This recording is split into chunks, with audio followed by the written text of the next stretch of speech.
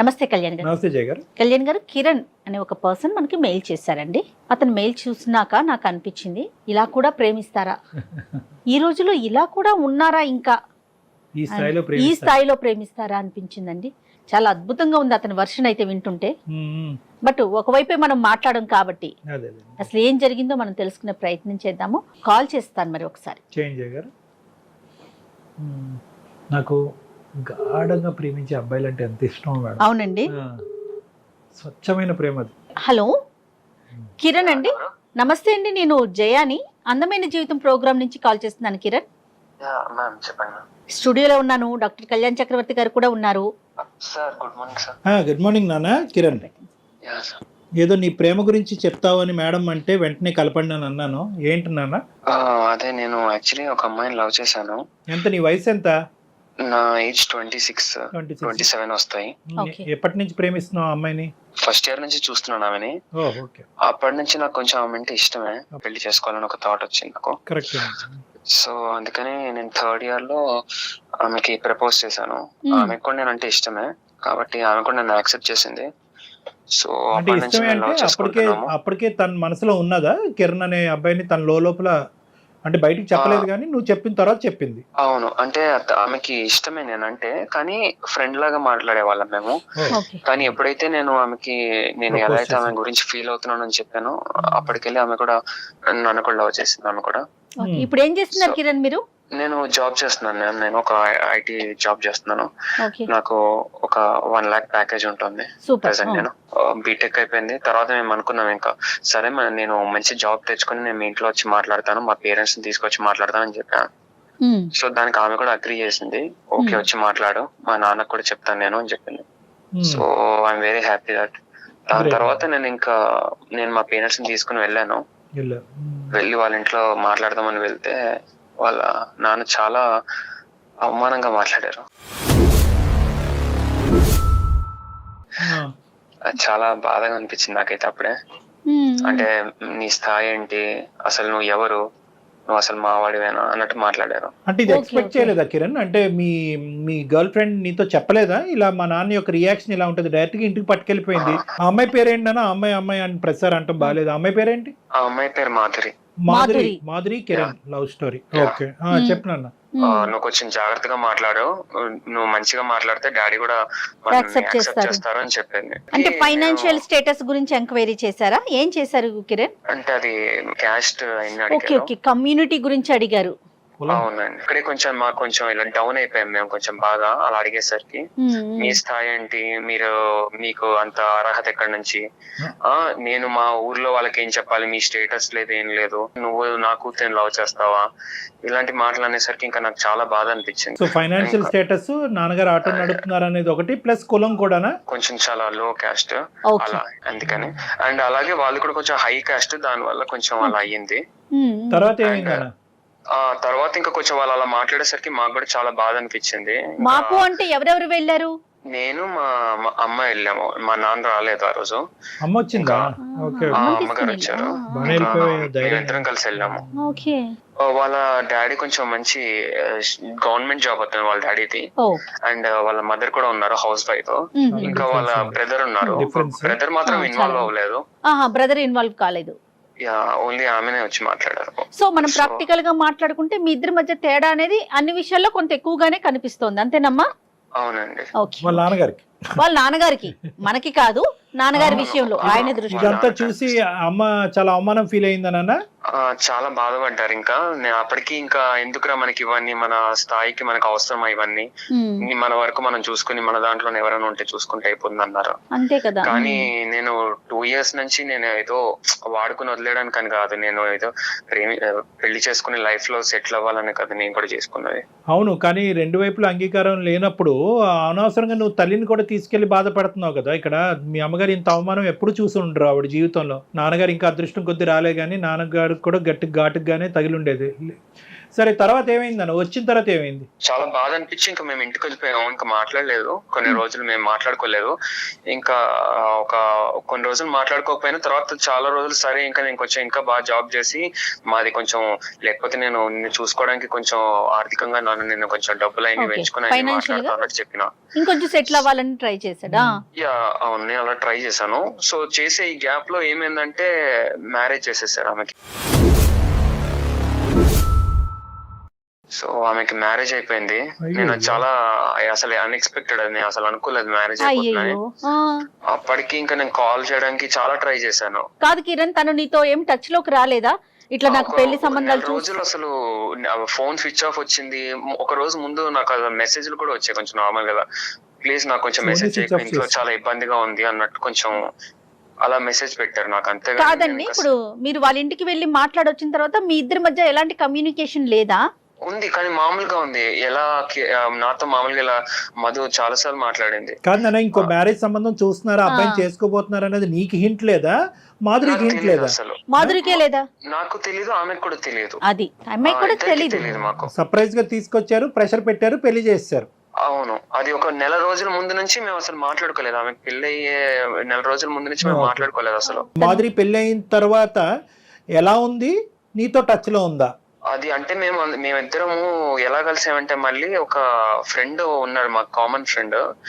మేమిద్దరము ఆయన పెళ్లిలో కలిసాము అసలుకి. అప్పటి వరకు మీ కమ్యూనికేషన్ అంటే ఎంత గ్యాప్? అది ఎంత గ్యాప్? అది దగ్గర ఒక 8-9 months, దగ్గర ఒక 1 year అని ఉండొచ్చు. మాధురికి 1 year పెళ్లి అయిన తర్వాత మళ్ళీ మీరు కలుసుకోవటం. అవును, ఈ మధ్యలో మళ్ళీ 1 year. నీ మధ్యలో నాన్న మేము అసలు ఇంకా నేను పెళ్లి అయింది కాబట్టి నేను ఇంకా డిస్టర్బ్ చేయాలనుకోలేదు.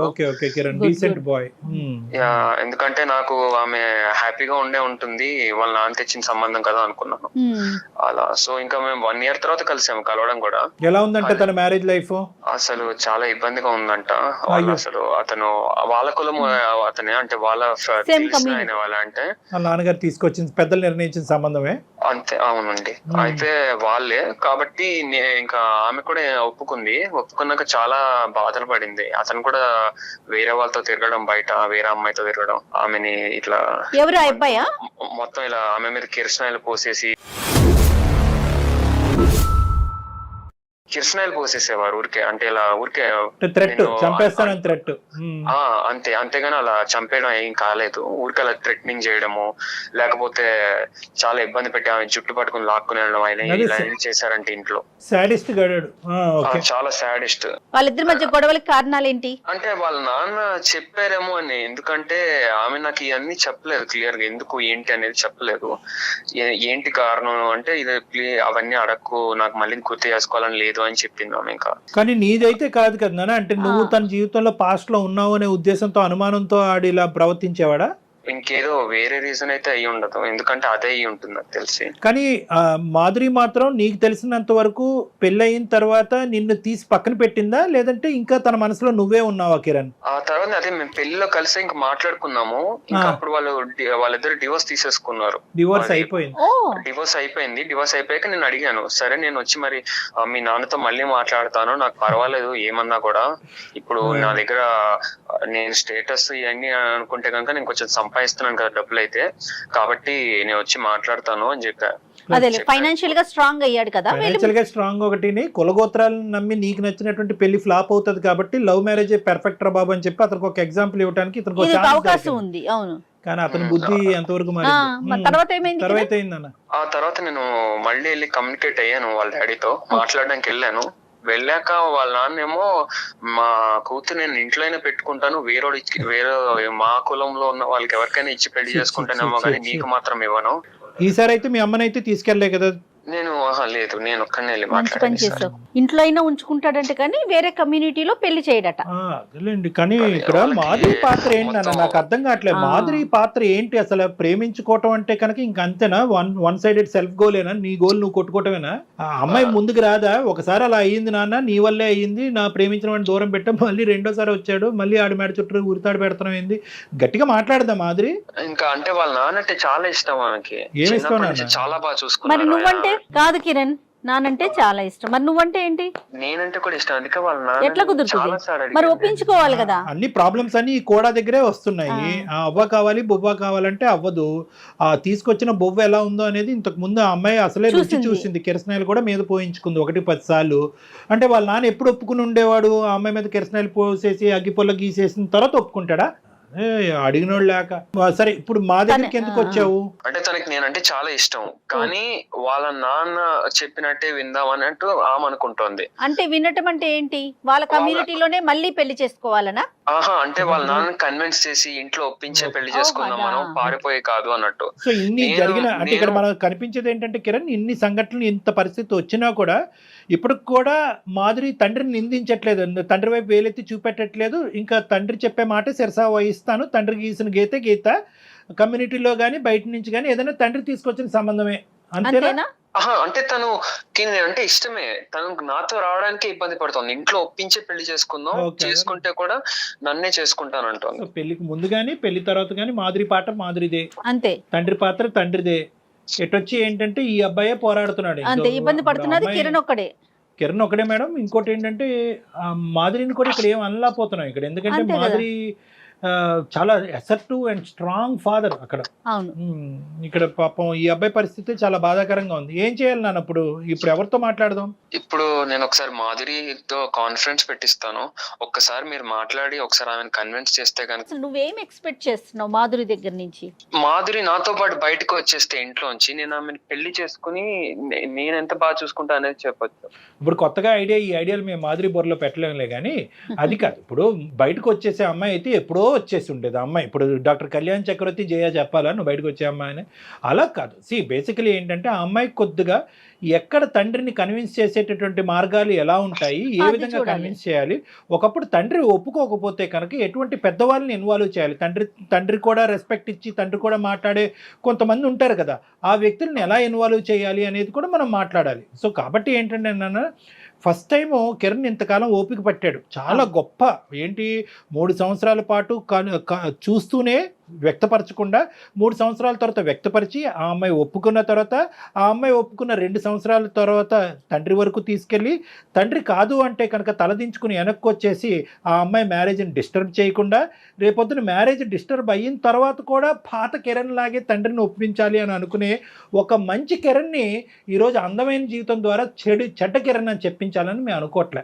కాబట్టి పారిపోయి వచ్చేసి లేచిపోయి ఒప్పించేసే అనేది సలహాలు మేము ఈ వేదిక ద్వారా ఇవ్వలేదు. అది కాదు. ఎందుకంటే కనుక ఈరోజు ఆ తండ్రి చాలా గట్టి తండ్రి, చాలా మంచి తండ్రి అయినా కూడా చాలా పట్టు వదలనటువంటి విక్రమార్కుడు లాంటి తండ్రి అతను. రేపొద్దున ఈ పని చేస్తే కనుక ఆ అమ్మాయికి ఇప్పుడు చూపెట్టేది కాదు, అతను తర్వాత చూపెడతాడు ఒక విచిత్రమైన ప్రపంచం. అంతకు కూడా ఒడిగడతాడు. అలా చేయటం ద్వారా మీ ఇద్దరి మధ్యన ఏదైతే కష్టపడి కింద మీద పడి పెళ్లి చేసుకున్న దాని యొక్క విలువ పోతుంది, ఆ సంతోషం పోగొట్టుకున్న వాళ్ళు అవుతారు. కాబట్టి చెప్పే విధానంగా పెద్దరికంగా మేము ఎలా చెప్పాలో అలా చెప్పడానికి ఒక ప్రయత్నం చేస్తాం. ఫస్ట్ మాధురికి ఫోన్ అయినాను. ఒకసారి చెప్పు మా, ఇట్లా కళ్యాణ్ గారు ఉన్నారు, ఇది అందమైన జీవితం ప్రోగ్రామ్ అని మీరు మాకు చెప్పినాక నెక్స్ట్ మాట్లాడదాం. ఓకే. ఇంకా ఎందుకంటే ఈ అబ్బాయికి కూడా ఇంట్లోంచి ప్రెషర్ ఉంటది కదా, ఇంకెంతకాలం రానమ్మాయి కోసం వెయిట్ చేస్తావు అంటారు కదా. ఇంకా గొప్ప మనసు, పెళ్ళైనా నేను చేసుకుంటానని అడుగుతున్నాడు. పెళ్ళైనా పర్వాలేదు, ఆ అమ్మాయిని నువ్వే చేసుకొని పాప తల్లిదండ్రులకు వందనాలు. నమస్కారం. హలో కిరణ్. నాన్న మాట్లాడావా ఇంట్లో? ఏం మాట్లాడాలి కిరణ్, తెలుసు కదా నీకు డాడీ ఏం చెప్తారో. ఎన్నిసార్లు ట్రై చేసినా అదే చెప్తూ ఉంటారు. ఇంకా ఇంకొకసారి ట్రై చేసి కదా. నేను మళ్ళీ మాట్లాడినా, ఎంత చెప్పినా అదే చెప్తున్నారు. నేను ఆల్రెడీ చెప్పినా, మీరు చెప్పిన సంబంధం నేను చేసుకున్నా, ఏం జరిగిందో చూసారు కదా, అట్లీస్ట్ ఇప్పుడైనా ఒప్పుకోండి అని చాలా ట్రై చేశా, కానీ అసలు వినడం లేదు నా మాట. ఏదైనా పర్లేదు, కొంచెం టైం తీసుకొనైనా నీకు మంచి సంబంధం తెస్తా నేను అని అదే చెప్తున్నారు. అయితే నేను ఇది అందమైన జీవితం అని ఒక ప్రోగ్రామ్ ఉంది కదా, వాళ్ళకి మెయిల్ పెట్టా. యాక్చువల్లీ వాళ్ళు ఒకసారి మాట్లాడతావా? లేదు కొంచెం మాట్లాడు ఒకసారి. మాధురి సార్ చెప్పండి సార్. నమస్తే అమ్మా. ఏంటంటే ఇప్పుడు నా పేరు డాక్టర్ కళ్యాణ్ చక్రవర్తి, నాతో పాటు హోస్ట్ ఇక్కడ జయ గారు కూడా ఉన్నారు. అందమైన జీవితం ఇక్కడ మనం కొద్దిగా కాంప్లెక్స్, ఈజీగా తెగనటువంటివి లేదంటే దీర్ఘకాలికంగా అలా స్ట్రెచ్ అవుతూ అందరినీ మానసికంగా పరీక్ష పెట్టేటటువంటి సమస్యలను మనం టేకప్ చేస్తున్నాం. మీది కూడా అలాంటిదే అనేది నా ఆలోచన. అందు గురించి వెంటనే ఫోన్ కలపడం జరిగింది. ఇప్పుడు ఇక్కడ ఎలా ఉంది అంటే పాపం కిరణ్ మీద పరిస్థితి అసలు అతను దయనీయమైనటువంటి పరిస్థితి వర్ణాతీతం. ఎందుకంటే ముందు నొయ్యి వెనక గొయ్యిలాగా ఉంది కదా. ఇప్పుడు పాపం వాళ్ళ పేరెంట్స్ ఒప్పుకోవట్లేదంటే అది వేరే విషయం. పాపం వాళ్ళు మీ పెళ్ళికి ఇంతకుముందు నీ జరిగిన విడాకులైనటువంటి పెళ్ళికి ముందు మీ ప్రేమను వాళ్ళు అంగీకరించారు. వాళ్ళు చేసిన పాపం ఏంటి నాకు అర్థం కావట్లేదు. ఇప్పుడు నీది విడాకులు అయిన తర్వాత మళ్ళీ ఈ రోజు ఒంటరిగా ఉన్న నిన్ను మళ్ళీ అప్పుడు కూడా అంగీకరిస్తున్నారు. వాళ్ళ పేరెంట్స్ సైడ్ నుంచి ఎటువంటి అభ్యంతరం లేదు. కిరణ్ మాత్రం ఒక అమర ప్రేమికుడిలాగా అప్పుడు ఇప్పుడు ఎప్పుడు మాధురి తప్ప ఇంకో జీవితమే లేదు అని అంటున్నాడు. ఇక్కడ ఎంతవరకు ఒక మనిషి తన జీవితాన్ని త్యాగం చేస్తాడు? ఎంతవరకు ఒక తల్లి తండ్రి వాళ్ళ కన్న కొడుకు కళ్ళెదురుగుంటే ఇలాగా దహించిపోతుంటే జీవితం సర్వనాశనం అవుతుంటే కనుక ఎంతకాలం వాళ్ళ తల్లిదండ్రులను నోరు మూసి నూరుకుంటారు? ఇప్పుడు నువ్వేమొచ్చి అమ్మ నాన్న కావాలి ప్రేమికుడు కావాలి అంటున్నాడు. కానీ ఇక్కడ నువ్వు కావాలి అని అంటూనే ప్రేమికుడిని ఏమొచ్చి రబ్బర్ బ్యాండ్ లాగా సాగదీస్తున్నావు. మీ నాన్న మాత్రం అలా గుప్పెట్లో పెట్టుకుని కాపాడుకుంటున్నాం. మీ నాన్నతో గొడవ పడమని అనట్లేదు, మాట్లాడే విధంగా మీ తండ్రితో మాధురి నువ్వు మాట్లాడేవా అని అడుగుతున్నావు. కిరణ్ కాల్ చేశారు నాన్న.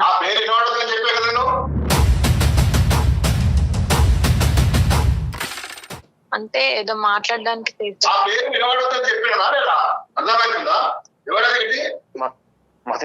హలో హలో బాబు నీకు ఇంత ముందు చెప్పా కదా అంకుల్. ఎంత మంచి చెప్పినా నీకు అర్థం కాదా? కాదంకుల్, నాతో ప్రాబ్లం ఏంటి అంకుల్? నేను సంపాదిస్తున్నాను కూడా కదా అంకుల్. నెలకి నాకు 1,00,000 రూపాయలు వస్తాయి అంకుల్. ఎవరికి 1,00,000 రూపాయలు? అసలు నువ్వెక్కడ నేనెక్కడ? అసలు నీకు నాకేమైనా పొంతన ఉందా? అంకుల్ మీరు ఆల్రెడీ ఒక మ్యారేజ్ చేశారు కదా అంకుల్, అది చూసారు కదా ఎలా అయిందో మొత్తం పెళ్లి. పెళ్లి అయింది, డివోర్స్ అయిపోయింది. అతను అంతా టార్చర్ చేశాడు. నేను 2 years నుంచి లవ్ చేస్తున్నాను. కూడా పర్వాలేదు, ఇంకోటి అయినా కూడా పర్వాలేదు. నాకు నీకు చాలా చాలా దూరం ఉంది. అది నా కమ్యూనిటీ వాడైనా నా కమ్యూనిటీ వాడు ఎవడైనా పర్లేదు నేను ఇచ్చుకుంటాడు. దీనికి నీకు సంబంధం లేని విషయం. నువ్వెక్కడ నేనెక్కడ? ఇప్పుడు ఏంటి అంకుల్ ఇన్ని ఇయర్స్ ఎప్పుడు అంకుల్? అది ఎన్నేళ్ళు అయింది అంకుల్ అదంతా అయిపోయి? ఇప్పుడు ప్రెసెంట్ ఏంటి అంకుల్? అసలు లవ్ చూస్తారు అంకుల్ ఏంటి? మేము ప్రేమించుకుంటున్నాం. అది అసలు ఏంది? అసలు నీకు ఏం అర్థమవుతుంది? అసలు నేను ఎవరు అనుకుంటున్నాను ఇంతకి? నీ ఆలోచన ఏంది? నీకు ఎంత అనుభవం ఉంది? అసలు నీ కమ్యూనిటీ ఏంది, నా కమ్యూనిటీ ఏంది? అర్థమవుతుందా? ఏం ప్రేమ పెళ్లిళ్ళు ఇవేనవి?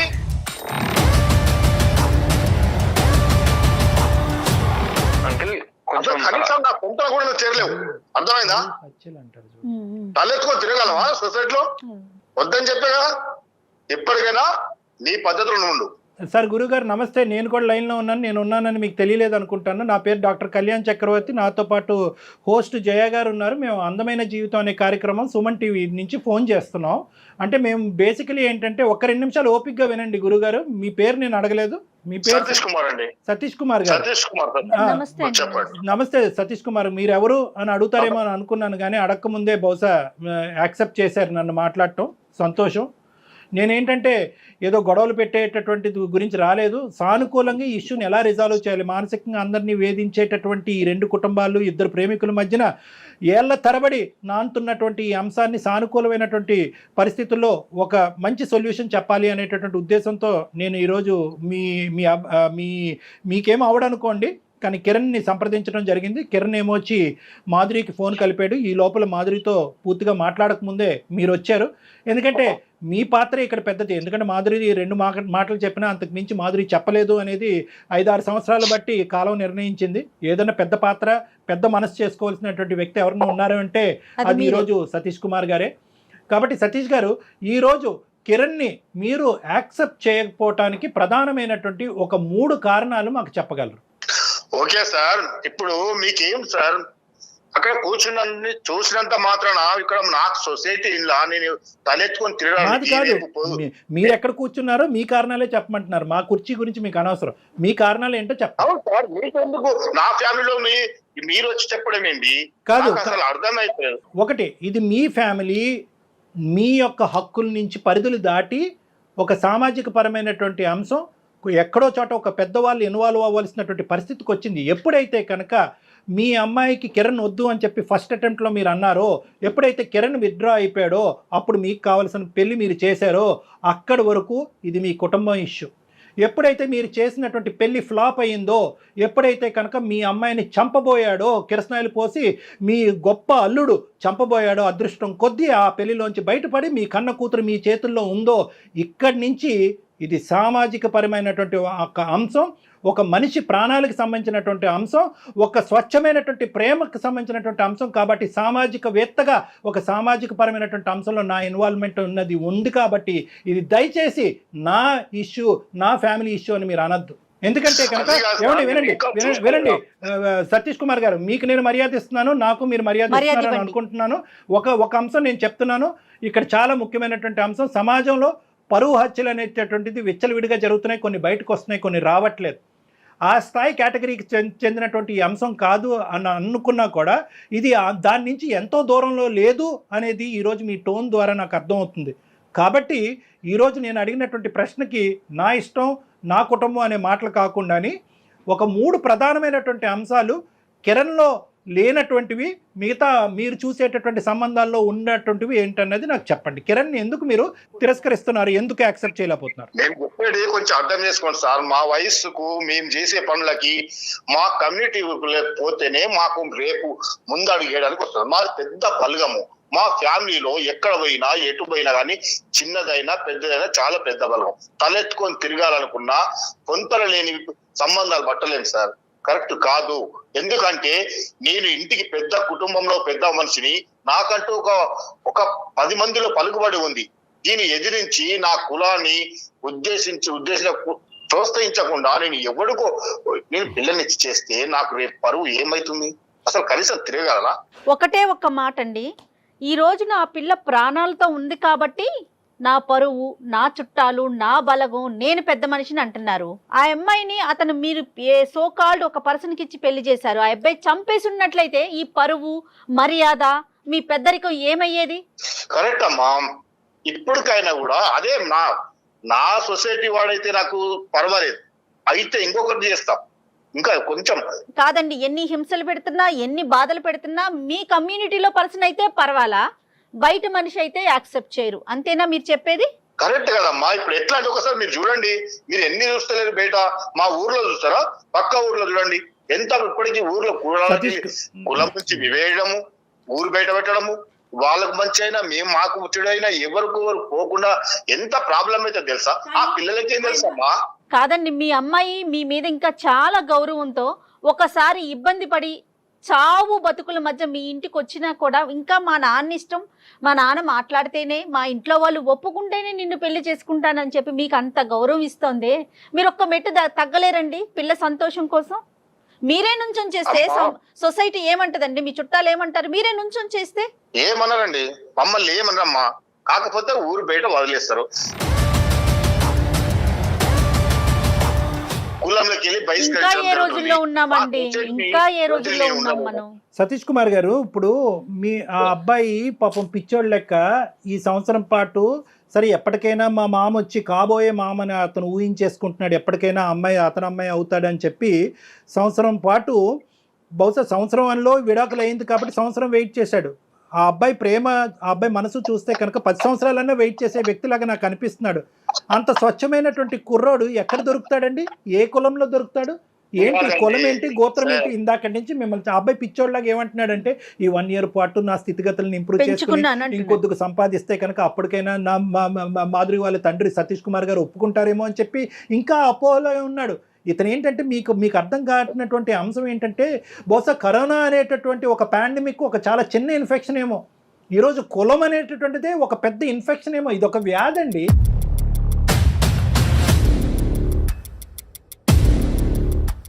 ఎందుకంటే కనుక మీ అమ్మాయి మీకు గౌరవం ఇస్తుంది, ప్రేమ ఇస్తుంది, పంచ ప్రాణాలు ఇస్తుంది.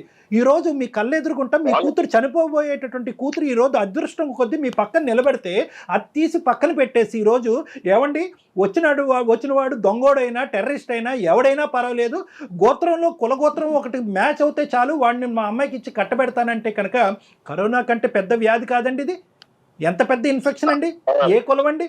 నేను ఇందాక ఒకే ప్రశ్న అడుగుతున్నాను.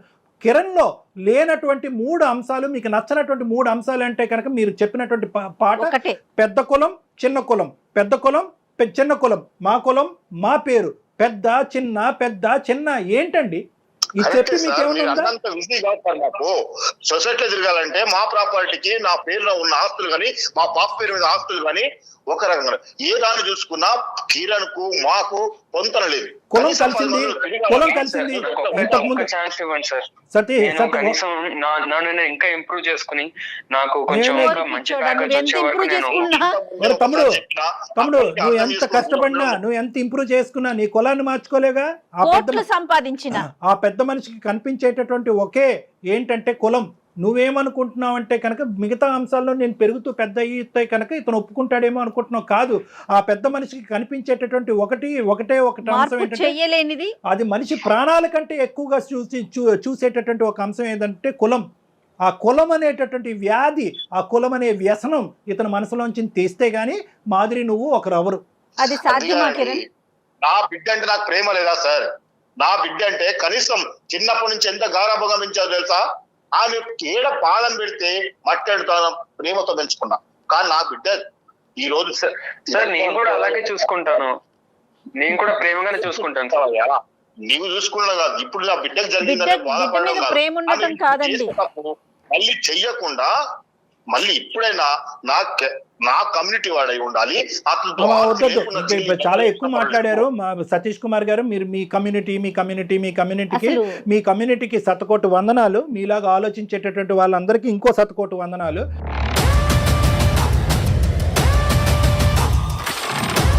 నేను ఒకటే చెప్తున్నాను, ఈరోజు మాదిరి ఇక్కడ మాట్లాడకపోతే బహుశా ఈ బండి ముందుకెళ్ళదు.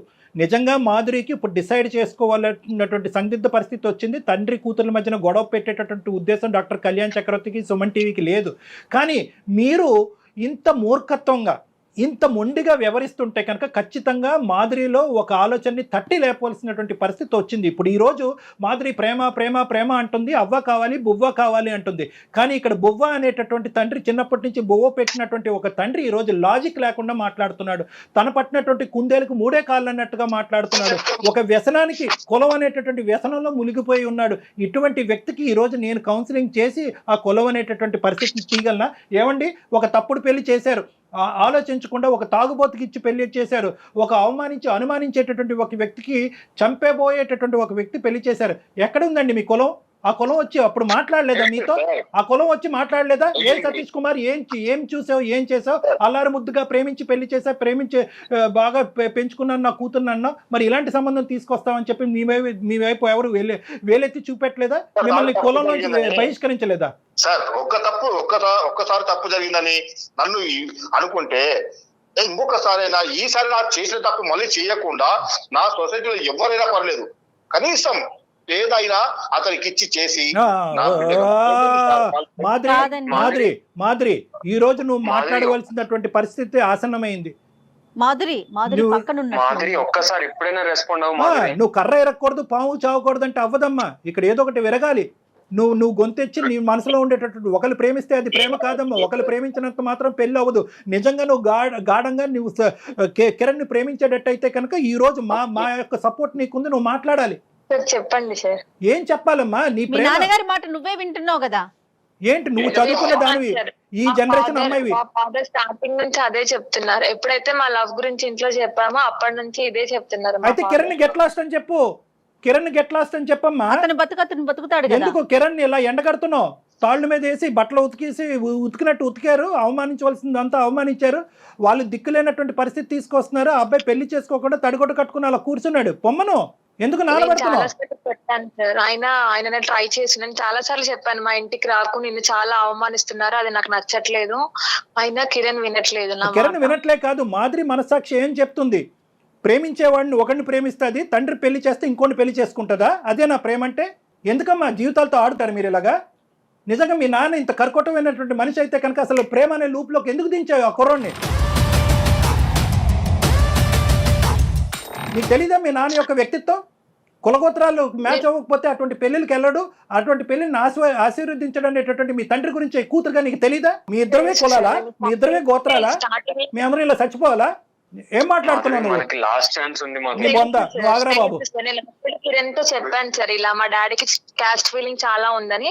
తను ఏం చెప్పాడంటే ఫస్ట్ అయితే జాబ్ తెచ్చుకుంటాను, నేను సెటిల్ అయ్యాక మాట్లాడతాను, ఈ రోజుల్లో క్యాస్ట్ ఏముంది, సెటిల్ అయితే అందరు ఒప్పుకుంటారు కదా అని చెప్పాడు. సో నేను కూడా ఒప్పుకున్నాను సరే అని. అంత ఎక్కువగా ఊహించుకోలేకపోయాడు కిరణ్. అమ్మ 2 దఫాలు తగిలిందమ్మా అతనికి డోసు, ఒక దఫా కాదు 2 సార్లు దఫా.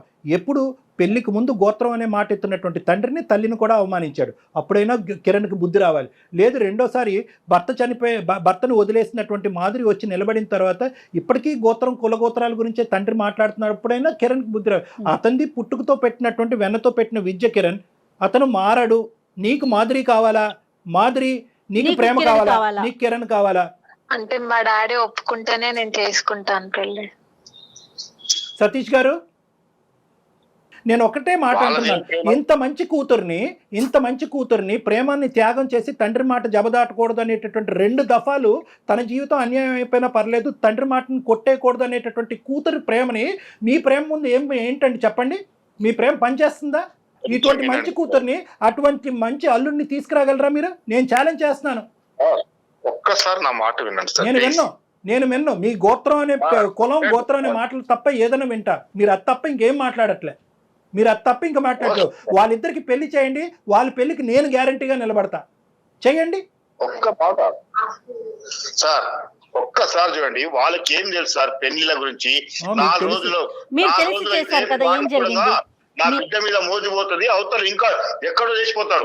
అసలు ఎవరైనా వీళ్ళ గురించి నేను పబ్లిక్ లో తిరగకుండా నేను దూరంగా ఉండడము, నా అన్నదమ్ముళ్ళు బలగము ఎప్పుడు నా ఇంటికి రాకపోవడం. 100 మందిని తీసుకురండి సార్. ఏమండి సతీష్ కుమార్ గారు, 100 మందిని తేండి. సో కాల్డ్ బలగం అంటున్నారు కదా, బలగాన్ని తీసుకురండి. ఆ బలగం అందరితో నేను మాట్లాడతాను. ఏ బలగం అండి? ఏ బలగం వస్తుంది చెప్పండి? మీరెందుకు తలెత్తుకుని తిరగలేనంత పాపం పని మీరు ఏం చేశారు ఈ కాలంలో? మీరు ఇంకా ఏడా సార్, మీరు ఒక్కసారి మా ఊరి పొలిమరలా కూడా కనీసం మాకు పొంతన లేని మనిషితో నేను ఎట్లా చేసి ఉండగలను సార్ పెళ్లి? కాదు సార్, ఒకటే సతీష్ గారు, మీరు ఒకటే చెప్తా, మీరు ఇంత లోతుగా మీ వేరులతో పాటు ఈ ఆలోచన శైలి దిగబడింది. చూడండి, వాడు వదిలేసి వెళ్ళిపోతే, వాడు మోజు తీరిపోతే అంటే కనుక మీరు ఇవన్నీ ఈ కాకమ్మ కబుర్లన్నీ మాకు చెప్పొద్దు. ఎందుకంటే కనుక మీరు ఏ ముక్కు మొహం తెలియని వాడు కేవలం కులం మ్యాచ్ అయిందని తీసుకొచ్చి పక్కన కూర్చోపెట్టేవాడు కంటే 6 సంవత్సరాల పాటు లవ్ చేసి ఒక భగ్న ప్రేమికుడిలాగా అలా కూర్చుని అన్ని జీవితంలో అన్ని వదులుకుని వాళ్ళ కుటుంబాన్ని, తల్లిదండ్రుల యొక్క ఆశలు కోరికలు కూడా త్యాగం చేసినటువంటి కిరణ్తో మీరు తీసుకొచ్చే ఏ సంబంధాన్ని కూడా మీరు పోల్చలేరు. Full stop. మీరు మీ తరపున ఎవరైతే 3, 4, 5 పెద్ద మనుషులు ఉంటారో రండి నా దగ్గర. మీ అన్నదమ్ములు రండి. మీరు ఎవరో గౌరవించేటటువంటి మీ కులం ఎవరో 2, 3 పెద్దలు ఉంటారు కదా. అసలు ఇక్కడ జరిగేటటువంటి వాస్తవ పరిస్థితి, అసలు కిరణ్ ఎవరు, కిరణ్ ఎంత మంచివాడు, ఎంత గొప్పవాడు అనేటటువంటిది ఇప్పుడుకొచ్చి మీరు ఆ పెద్ద మనుషులకి ఎవరికి చెప్పలేదు అనేది నాది గ్యారంటీ. మీరు ఎవరికి చెప్పలే. వాళ్ళు గోత్రం కులం అంటున్నారు, మీరు అది నమ్ముతున్నారు. కాబట్టి ఎవరైతే ఒక 4, 5 పెద్ద మనుషులు తీసుకుని నా దగ్గర రండి. మీరు రండి నా దగ్గర, మనం కూర్చుందాం. కిరణ్ కూడా పిలిపిద్దాం, మాధురిని కూడా కూర్చోబెడదాం, మనందరం కూర్చుని మాట్లాడుకుందాం. అంతేగాని దయచేసి ఈ ప్రేమని ఇలా తొక్కేయద్దు. ఇది నా విన్నపం. 2 చేతులు ఎత్తి దండం పెడుతున్నా. సతీష్ గారు, డాక్టర్ గారు ఏం చెప్తున్నారు ఒకసారి ఆలకించండి దయచేసి. చెప్పట్లేదు వేదన. 4 అన్నదమ్ములు కలిసి వచ్చినప్పుడు వాళ్ళు ఒప్పించండి. మీరు అన్నట్టు కదా గ్రాండ్ గా పెళ్లి చేసేద్దాం. ఓకే, వాళ్ళు ఒప్పించాలంటారు నన్ను. ఆ 4 ఒప్పించాలా? వాళ్ళు ఒప్పిస్తే మీరు ఒప్పుకుంటారా? ఖచ్చితంగా సార్. ఓకే, ఆ 4 ఎవరు ఒప్పుకున్నా నేను మీ ముందే గ్రాండ్ గా పెళ్లి నేను ప్రపోజ్ చేసిందే కాబట్టి నేను యాక్సెప్ట్ చేస్తాను. అదే నాకు అభ్యంతరం లేదు. కానీ ఇక్కడ ముఖ్యంగా కిరణ్ నీకు చెప్తున్నాను. కిరణ్ ఇక్కడ, హలో కిరణ్ సార్ చెప్పండి సార్. దేనికన్నా ఒక హద్దు ఉంటుంది, అర్థమైందా? అలాగే ప్రేమకి త్యాగానికి కూడా ఒక హద్దు ఉంటుంది. దయచేసి అర్థం చేసుకో. ఏ మాదిరి నువ్వేమంటే మీ నాన్నగారు ఒక కండిషన్ పెట్టారు, దానికి డాక్టర్ గారు ఓకే అన్నారు. ఎందుకంటే మీ ఇద్దరిని కలపాలన్న సదుద్దేశంతో. నీ పాత్ర ఇక్కడ చాలా గట్టిగా ఉందమ్మా. ఓకే మేడం, నాకు కూడా ఇష్టమే. అంటే ఇన్ని రోజులు డాడీ అసలు కిరణ్ పేరు ఎత్తితేనే చాలా చిరాకు పడేవాళ్ళు. ఇప్పుడు సార్ చెప్పాక అట్లీస్ట్ ఈ మెట్టైనా దిగారు కదా, నాకు కొంచెం హోప్స్ ఉన్నాయండి. ఇప్పుడు మీరు వాళ్ళని కూడా ఒప్పిస్తారు, మా పెళ్లి జరిపిస్తారని కొంచెం నమ్ముతున్నాను. Thank you so much madam. చూద్దాం, మా వంతు ప్రయత్నం మేము చేస్తాం. మీరు 2 వైపులు ప్రతి కేసులో నేను చెప్తాను కదా, 2 ద్వారాలు తీసుంచండి. అంటే ఏంటంటే కనుక వాళ్ళు ఒప్పుకుంటే ఏంటి, ఒప్పుకోకపోతేనేంటి, 2వ ఆప్షన్ కూడా మీరు ఓపెన్ గా పెట్టుకోండి. ఓకేనా? మిగతావన్నీ మనం కలిసి మాట్లాడుకుందాం. ఓకేనా? ఓకే కిరణ్. సతీష్ గారు ఉంటామండి. నమస్తే. నమస్తే అండి. మాకు మీతో మాట్లాడినందుకు అవకాశం కల్పించినందుకు, మా యొక్క విజ్ఞప్తిని మన్నించి సానుకూలంగా స్పందించినందుకు ధన్యవాదాలు. నమస్తే అండి. చాలా సంతోషమండి. మీకు మాత్రం కూడా ధన్యవాదాలు. Thank you. మీరు మెట్టి దిగినట్టే ఉన్నారు. కిరణ్ కూడా స్ట్రాంగ్ గా చెప్పండి. ఒకసారి పెళ్లి అయిపోయిన తర్వాత పాత విషయాలు తవ్వకూడదు, రైట్. చాలా జాగ్రత్తగా ఉండాల్సిన పరిస్థితి. ఎందుకంటే సుమన్ టీవీ తరపున అండ్ మీరు మనమంతా ఇన్వాల్వ్ అయ్యి అతని పెళ్లిని ఒప్పించబోతున్నాం అని అనుకుంటున్నాను నేను. అంటే జయ గారు, ఇప్పుడు ఓకే, ఇది కిరణ్ ఇష్యూలో మనకి ఇంత అదృష్టం ఉంది కాబట్టి, ఎందుకంటే ఆయన మాట్లాడారు కాబట్టి, అతను మాట్లాడారు కాబట్టి, మీరెవరు చెప్పేదని ఫోన్ పెట్టేస్తే మనం ఏం చెప్పలేం. ఎందుకంటే ఇంతకుముందు మనం మాట్లాడుకున్నట్టుగా ఈ కుల అనే బేసిస్ మీద జరిగేటటువంటి పరువు హత్యల వరకు దారి తీయకపోయినా కూడా చాలా అవమానకరమైనటువంటి హింసాత్మకమైనటువంటి సంఘటనలు జరగటం వల్ల సూసైడ్ వరకు దారులు తీసేటటువంటి సందర్భాలు ఎన్నో చూస్తున్నాం.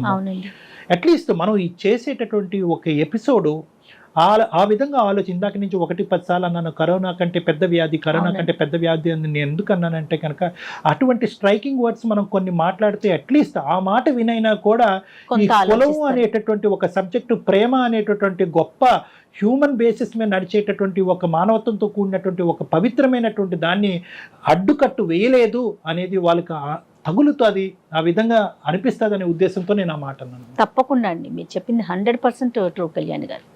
చూద్దామండి వాళ్ళు ఎంతమంది వస్తారో, ఏం మాట్లాడాల్సిన పరిస్థితి మీకు వస్తుందో, ఎట్లయినా మీరు వాళ్ళని ఒప్పిస్తారని నేనైతే అనుకుంటా ఉన్నాను. చూద్దాం. నమస్తే. సుమన్ టీవీలో మీ పర్సనల్ అండ్ బిజినెస్ ప్రమోషన్స్ కోసం కింది నెంబర్కి కాంటాక్ట్ చేయండి.